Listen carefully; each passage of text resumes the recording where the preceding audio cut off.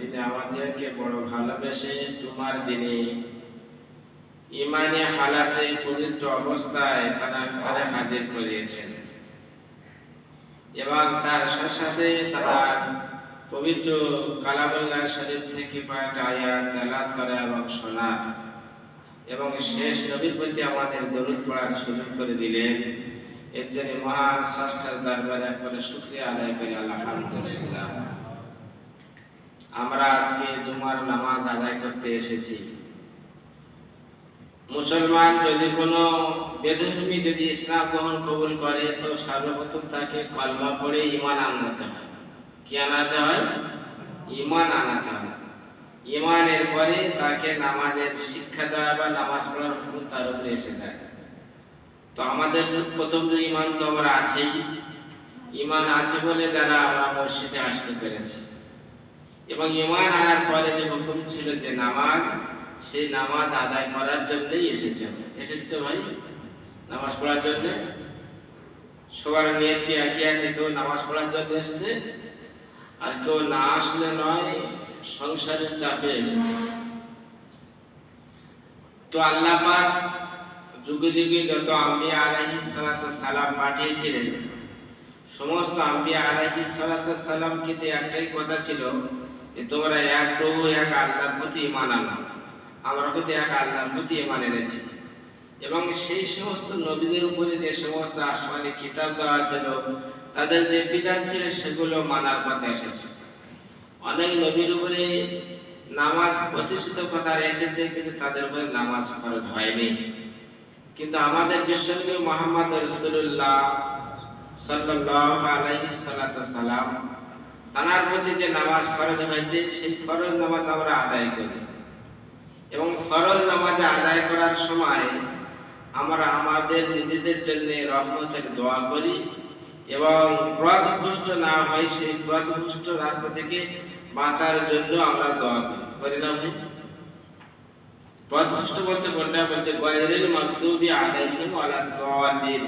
হে আল্লাহ, যে রাস্তায় তোমার ধ্বংস বরবাদ আছে ওই রাস্তা থেকে আমাদেরকে তুমি হেফাজত করো, আর যারা তোমার হুকুম মানে না তাদেরকে তুমি ধ্বংস বরবাদ করে দাও। কে বললো? কে বলছে এটা ভাই? আল্লাহ তো কোরআনে বলে দিল। আর নামাজের মধ্যে কারা বলছে? নামাজের মধ্যে আপনারা বলেন তো সূরা ফাতিহা নামাজের মধ্যে কারা কারা পড়েন? কেউ কি সূরা ফাতিহা বাদ দেন? সূরা ফাতিহা নামাজের মধ্যে সবাই পড়েন। আজকে থেকে সূরা ফাতিহা নামাজে কেউ পড়বেন না। কেন? আপনাদের খারাপই আপনারা ডেকে আনছেন। সূরা ফাতিহা বাদ দিয়ে অন্য সূরা পড়বেন। সূরা ফাতিহার মধ্যে আছেন গায়রিল মাগদুবি আলাইহিম ওয়ালাদ-দাল্লিন, এর মানেটা বাংলা থেকে দেখে নিয়ে তারপর পড়বেন। আল্লাহ বললেন, বান্দা আমি তোমাদের জন্য তো পাঠিয়েছি, তোমরা তোমাদের ধ্বংসের পথ ডেকে আনছো। তোমরা তো এখানে ওয়াদাবদ্ধ হচ্ছ যে আল্লাহ তোমার হুকুমের পাবন্দারি, তোমার কাছে যা কিছু সাহায্য হিসেবে আমরা তোমার কাছে চাই। আর ওই সমস্ত দলভুক্তরা আমাদের করোনা যাদের উপরে তোমার লানত অভিশপ্ত আছে, আর যাদের উপরে আল্লাহর অভিশপ্ত লানত আছে সেই দলের বেশি আমরা সামিল হয়ে যাই। আমরা দোয়া করছি আবার আমার কার মধ্যে হচ্ছে, হয় না ভাই? ঈমান আনার পরে যে নামাজ ফরজ আমাদের উপরে আছে, 5 ওয়াক্ত নামাজ, 5 ওয়াক্ত নামাজের মধ্যে 2 ওয়াক্ত নামাজ খুব গুরুত্বপূর্ণ। 2 ওয়াক্তের নামাজ খুব গুরুত্বপূর্ণ। সেই 2 ওয়াক্ত নামাজ যদি আমরা পড়তে পারি, মহান স্রষ্টা মহান রব্বুল আলামিন দুনিয়া ছেড়ে বিদায় নেওয়ার পরে আমরা যে আজকে যে নামাজ পড়তে এসেছি, আল্লাহ জান্নাত দেয়, সেই জান্নাত পাওয়া যাবে। সেই দুটি নামাজ কোন দুটি? সেই ওয়াক্তের নামাজ দুটো আজকে আমরা শুনে যাব এবং পড়ার চেষ্টা করব ইনশাআল্লাহ। বলুন ইনশাআল্লাহ বলুন।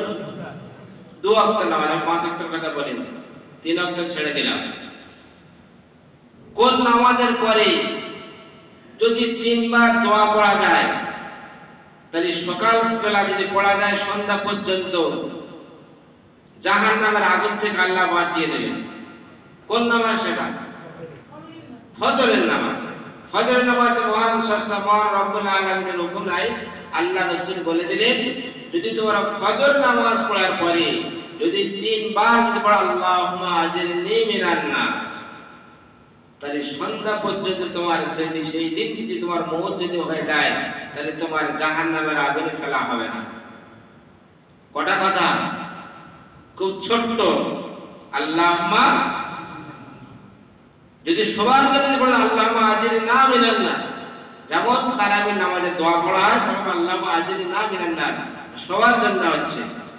কিন্তু যখন ইস্তেমাই না ইনফিরাদি একার জন্য বলবেন আল্লাহুম্মা আজিরনি মিনান নার,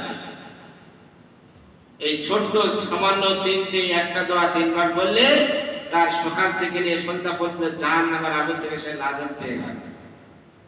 তাই জোহর পড়ো চাই আসর পড়ো, চাই জোহর ছেড়ে দাও চাই আসর ছেড়ে দাও, কিন্তু পাওয়া যাবে না।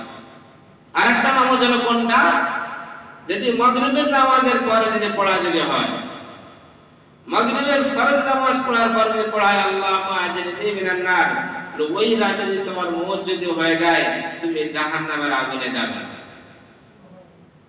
সেটা কি বলবেন, ঘরে যে শোনা বলবেন। তাহলে ছোট্ট ছোট্ট আমাল যদি আমরা যদি করি সেই জাহান্নামের কঠিন আযাব থেকে আমরা বাঁচবো।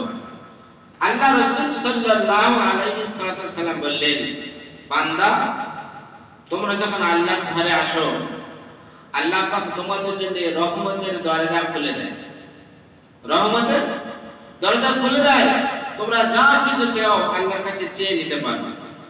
কখন রহমতের দরজা খোলে, যখন মসজিদে যখন তোমরা ঢোকো, মসজিদে ঢুকতে গেলে একটা দোয়া পড়তে হবে। বিসমিল্লাহি ওয়া সালাতু ওয়া সালামু আলা রাসূলিল্লাহ আল্লাহুম্মা গফিরলি, আল্লাহ তুমি আমার রহমতের দরজা খুলে দাও। আর যখন বার হয়ে যাবে, তাহলে যখন মসজিদে যখন এসেছেন তখন আল্লাহ রহমতের দরজা খুলে গেছেন, তোমরা যা চাইবে তাই পেয়ে যাবে। কিন্তু তো আল্লাহ রহমতের দরজা তো আমরা কেউ খুলে আসি এসেছে ভাই, মসজিদের দরজা খুলে এসেছে। আমরা মসজিদের দরজা খুলে এসেছি, রহমতের দরজা খুলে নি, তাহলে পাবো কোথায়? আর যখন আপনারা মসজিদ থেকে বার হয়ে যাবেন, এই মসজিদ থেকে বার হয়ে যাওয়ার পরে এই রহমতের থেকে মনে হবে ফাজলি, তোমার রিজিকের রাস্তা খুলে দেবে আল্লাহ। তুমি রিজিক কোথায় পাবে আল্লাহ সে রাস্তা তোমার দেখিয়ে দেবে। কিন্তু আমরা তো শুধু ঢোকার আর ভিতরে বার হওয়ার তো দোয়া তো দূরের কথা, আমরা মহান স্রষ্টার সামনে হাত মাথার পরে আমরা যা কিছু করি বুঝি না, তো আন্দাজম করি এবং ভুল ভাল করে আমরা চলে যাই না ভাই। আল্লাহ রাসূল সাল্লাল্লাহু আলাইহি সাল্লাম বললেন, মান তারাকা মুতাআম্মিদান ফাজাদাউ খায়রাস সালাতি ফাইদা ইজাবাতুল ইনসান কুফরাত। বলছে কোন মানুষ যখন জেনে বুঝে ইচ্ছাকৃত ভাবে সে নামাজ ছেড়ে দেবে, সে কুফরের দরজায় কুফরি থেকে পৌঁছে যাবে। কোথা পৌঁছে যাবে? হয়তো সে হুকমান সে মেনে নেয় যে আমি মুসলমান, আমার উপরে নামাজ ফরজ আছে, নামাজ আমার পড়তে হবে, নামাজ না পড়লে কোনো রেহাই নেই। কিন্তু সে মুখে বলছে, মুখে বলা শর্ত সে কিন্তু নামাজও পড়ছে না। খাতা কলমে মুসলমান পাওয়া যায়, কিন্তু হাদিস কোরআনে দেখা যায় মুসলমান নাই। আর যে মুসলমান নয় তার জন্য দোয়া খায়ের কিছু নাই। আপনারা আমরা মরে গেলে ইমাম সাহেব হোক আর যে কেউ হোক, জানাজার নামাজ পড়ার পরে হাত তুলে দোয়া করে, ওগুলো বোকামি আর ধোকামি হয়, কোনো কাজ হবে না। বোকামি আর ধোকামি। সে সারা জিন্দেগি নামাজ পড়লো নি, নামাজ না পড়ে সে মারা গেল, কলেমার ধার ধরলি, উযুর ফরজ জানে না, গোসলের ফরজ জানে না। সে মারা যাওয়ার পরে বলছে হুজুরের নামে 10টা খতম আছে, দোয়া করে দাও। ইমাম সাহেব খুব পিটবেছে, রেহাই নেই আমার। বলছে তো সারা জিন্দেগি নামাজ পড়ে নেই, এ তুমি 10টার জায়গায় 10,000 খতম পড়ে যদি ইমাম সাহেব দোয়া করো, যত খতম বেশি হবে তত তোমার পেটাই বেশি হবে। ওই জন্য যাদের গাড়িতে করে মারা যাবে তারা কবরের বাইরে দাঁড়িয়ে কোরআনগুলো দোয়াগুলো পৌঁছে দেবে, আমাদের পেটাইয়া খাওয়াবে। যদি আমাদের পেটাই যদি বাঁচা দিতে চান তাহলে মসজিদের সঙ্গে জুড়ে যান। মুয়াজ্জিন সাহেব আযান দেয়,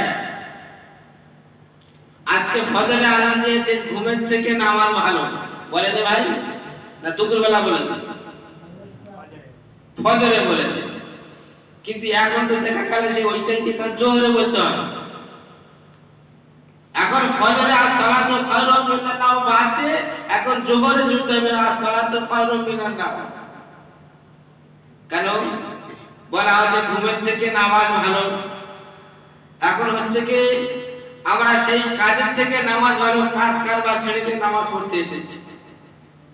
আমি আসেনি যদি আল্লাহর হুকুমকে যদি অমান্য যদি আমরা যদি করি